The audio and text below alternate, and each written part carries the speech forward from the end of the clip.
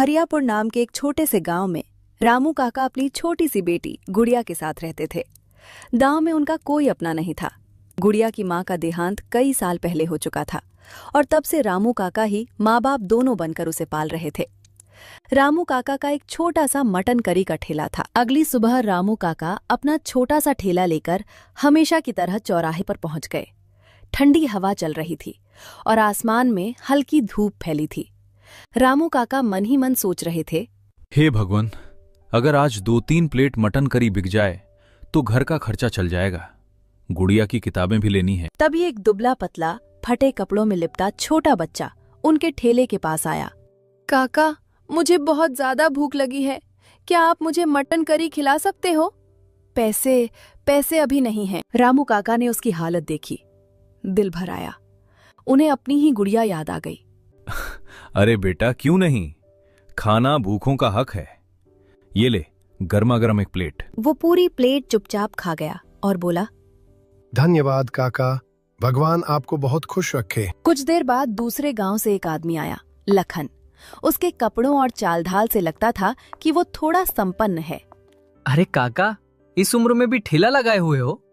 क्या बताऊं बेटा, घर में बैठे बैठे मन नहीं लगता, ऊपर से कमाने वाला भी और कोई नहीं। एक ही बेटी है मेरी गुड़िया, बस रोज 2-3 प्लेट बिक जाती हैं तो गुजारा हो जाता है, और मुझे चाहिए भी क्या। सही बात है काका, चलिए मेरे लिए भी एक प्लेट लगा दीजिए। रामू काका ने तुरंत एक प्लेट गर्मा गर्म करी परोसी। लखन ने पहला ही कौर खाया तो उसकी आंखें चमक उठीं। अरे वाह काका, ऐसा मटन तो मैंने आज तक नहीं खाया, ये तो कमाल का स्वाद है। अरे बेटा, ये सब गांव की मिट्टी का स्वाद है। काका, आप मेरे साथ मेरे गांव चलिए, मैं आपको आधे पर रख लूंगा। जितनी कमाई होगी आधी आपकी आधी मेरी, खूब चलेगा आपका स्वाद वहां। नहीं बेटा, मेरा मन बस इसी गांव में लगता है, मैं कहीं और नहीं जाना चाहता। काका, आपका मन लगता है ये बात सही है, लेकिन आपकी बेटी भी तो है, उसकी शादी, उसका भविष्य, क्या ये 2-3 प्लेट बेचकर उसकी जिंदगी बन पाएगी? रामू काका चुप पड़ गए। लखन की बात दिल में उतरती चली गई। बात तो तू ठीक कह रहा है बेटा। ठीक है, मैं कल से तुम्हारे गांव आ जाऊंगा। लखन चला गया। रामू काका जब घर पहुंचे तो देखा कि गुड़िया चूल्हे के पास बैठी आग जला रही थी। अरे बेटा, बाहर तो बहुत ठंड है, अच्छा किया तूने आग जला ली। हाँ पिताजी, मैं आपका इंतजार कर रही थी, आप देर क्यों कर दिए? बेटा, हमें कल से दूसरे गांव जाना है। पर क्यों पिताजी, हम अपने गांव में ही ठीक थे, क्या हम इस गांव में नहीं रह सकते? नहीं मेरी गुड़िया, बात रहने की नहीं है, बात तेरे भविष्य की है। भविष्य? पिताजी, हम यहाँ भी खुश हैं, आप क्यों परेशान होते हो? देख बेटा, एक लड़का आया था, लखन। वो दूसरे गांव में एक बड़ा होटल चलाता है। उसने मुझे काम पर रख लेने का वादा किया है, अच्छी कमाई होगी। पिताजी, मुझे आपकी खुशियों से बढ़कर कुछ नहीं, जहां आप रहोगे वही मेरा घर है। गुड़िया और रामू काका दोनों गांव छोड़कर दूसरा गांव आजता है। अरे रामू काका, आप आ ही गए, चलिए अच्छा हुआ समय पर पहुंच गए। हाँ बेटा, जैसा कहा था वैसा ही सुबह सुबह निकल पड़े। बहुत बढ़िया। काका, जल्दी से काम पर लग जाइए, आज भीड़ बहुत होगी और इराक भैया कभी भी आते ही होंगे। आप मटन करी बनाना शुरू कर दीजिए। तभी लखन ने गुड़िया की ओर देखा। और बेटी, तुम जरा मेरे घर चली जाओ, जहां भी पूछोगी लखन भैया का घर सब बता देंगे, बड़े आराम से पहुंच जाओगी। वहां भाभी भी है, वे तुम्हें खाना वाना दे देंगी। पिताजी, मैं अकेली कैसे जाऊं? डर मत बेटा, लखन बेटा बुरा नहीं है, उसके घर जा, भाभी से मिलना, बहुत अच्छे रिलेटेड है। रामू काका ने जैसे ही कढ़ाई में मसाले डाले, खुशबू पूरे होटल में फैल गई। थोड़ी ही देर में पहला ग्राहक तेजी से आया। अरे लखन भैया, ये चाचा को कहां से पकड़ लाए? खुशबू तो ऐसी आ रही है जैसे कहीं दरबार में पक रहा हो। चलो जल्दी से एक प्लेट मटन लगा दो। रामू काका ने फुर्ती से प्लेट तैयार की, करी गर्मा गर्म चावल पर डाली और ग्राहक को बढ़ा दी। अरे वाह काका, ऐसा मटन तो मैंने जिंदगी में कभी नहीं खाया। मुंह में जाते ही पिघल रहा है। ये तो कमाल है। मैंने कहा था ना, काका का हाथ नहीं, जादू है जादू। काका, अब से मैं रोज यहीं खाऊंगा। लखन भैया, आधी दुकान इनको ही दे दो। ग्राहक हाथ जोड़कर बोला। काका, अब से मैं रोज यहीं खाऊंगा लखन भैया, आधी दुकान इनको ही दे दो। धीरे धीरे और लोग भी खुशबू के पीछे पीछे आने लगे। अरे भाई, क्या महक आ रही है, एक प्लेट मेरे लिए भी लगाओ। शाम होते होते कड़ाही लगभग खाली हो चुकी थी। आज का दिन उनके लिए उम्मीद और नई शुरुआत बनकर आया था। दोनों घर चले गए। बेटा लखन, आज की कमाई तो बहुत ही बढ़िया हो गई। ला, मेरे आधे पैसे निकाल दे। वही बात जो तूने कही थी, आधा आधा। ये सुनकर लखन का चेहरा एक पल के लिए उतर गया। मन में सोचने लगा, अरे काका का मटन तो सच में जादू है। अगर आज ही मैंने इन्हें आधे पैसे देने में टालमटोल की तो कहीं ये नाराज होकर वापस अपने गांव ना चले जाएं। काका, मैं तो बस निकाल ही रहा था। आपकी मेहनत है, आपका हाथ भी है। वो पैसे गिनने लगा, पर उसके हाथ में हल्की कंपकपी थी। भगवान तेरा भला करे बेटा। आज पहली बार ऐसा लग रहा है कि मेरी गुड़िया की जिंदगी संभल जाएगी। काका, कल हमें और भी जल्दी उठना होगा। सुबह सुबह ही मटन बनाना है। आज की तरह अगर भीड़ लगी तो पूरा गांव हमारे होटल की तरफ भागेगा। अगले दिन सुबह सुबह ठंड पहले से भी ज्यादा तेज थी।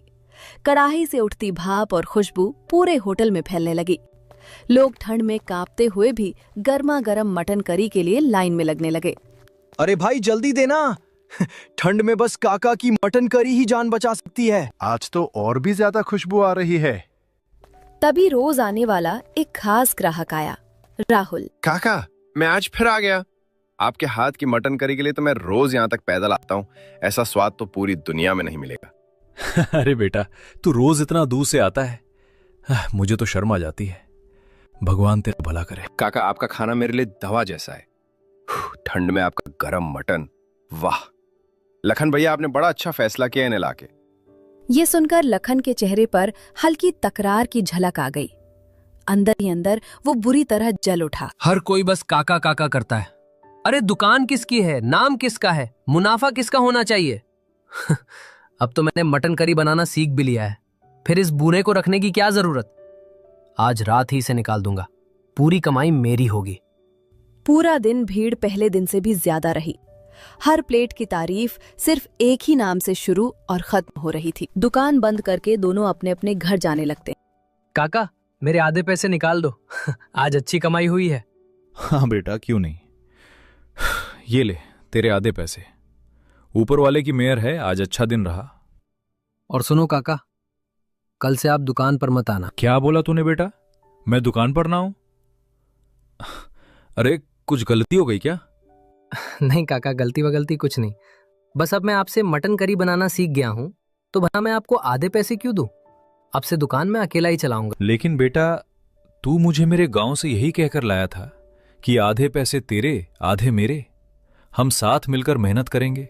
हाँ काका, लाया था, लेकिन अब मेरा मन नहीं है। आप अपना गांव वापस चले जाइए, मुझे अब किसी की जरूरत नहीं। बस बहुत हो गया। आप दोनों कल से यहां मत दिखना। दुकान मेरी है, मेहनत मेरी है, और अब कमाई भी मेरी होगी। ठीक है बेटा, तेरे मन में अगर लालच आ गया है तो मैं क्या कर सकता हूं। लेकिन एक बात याद रखना, खाना बनाने का तरीका सिर्फ देखने से नहीं आता, उसका जादू हाथ में होता है, और वो जादू किसी लालची दिल में टिकता नहीं है। ताका अपने फटे बैग को कंधे पर टांगते हैं और धीरे धीरे अंधेरा होते रास्ते पर चल पड़ते हैं। अगले दिन सुबह लखन बड़े जोश में दुकान खोलता है। उसके चेहरे पर एक तिरछी मुस्कान होती है।